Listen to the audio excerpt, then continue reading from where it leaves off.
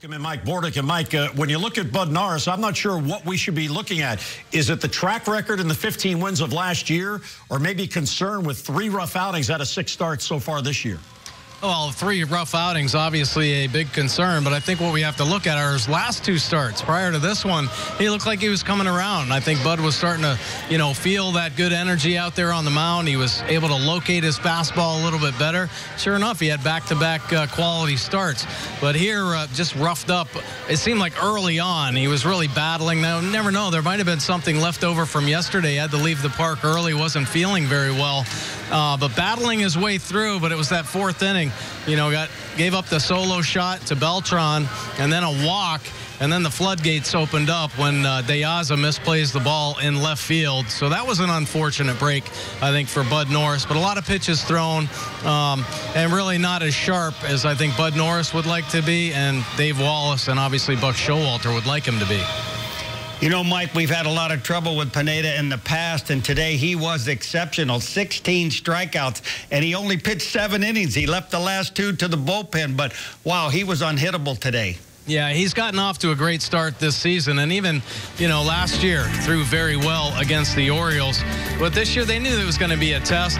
He's been off to a good start, like I said, but he had everything working. The live fastball, the hard slider, buried it in when he needed to. He has a natural cut on that fastball, and he's able to throw it, in the mid-90s, locating the top of the zone, really keeping hitters off balance. Occasionally, you'd see the changeup, but the slider, the big pitch, and tough to pick it up. He's 6'7" now, so his release point's a little bit closer to home than most pitchers. So that fastball able to get on hitters, and obviously very tough for them to pick up the spin on the slider. He had great depth with that pitch in the whole game, and he came up with big pitches when he needed. There, another beautiful slider to Caleb Joseph, and Flaherty going down as well. So 16 punch-outs. There was a big key moment in the ball game as we take a look at his pitch arsenal.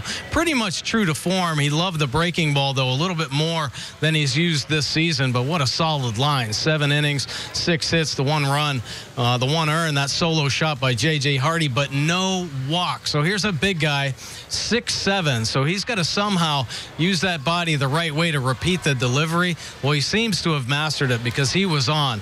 Keeping the walks low. This season, only 3 walks, so one of the highest strikeout to walk ratios. No walks today, all punch-outs against the Orioles. And, Mike, the good side of this game ending is the Orioles now get to come home, and a homestand could not come at a better time than what the Orioles have now. A 9-game homestand, a day off at home. This team really needs to get back to some normalcy. What a tough week. They go 1-5 in New York, and now just 3-6 in the month of May.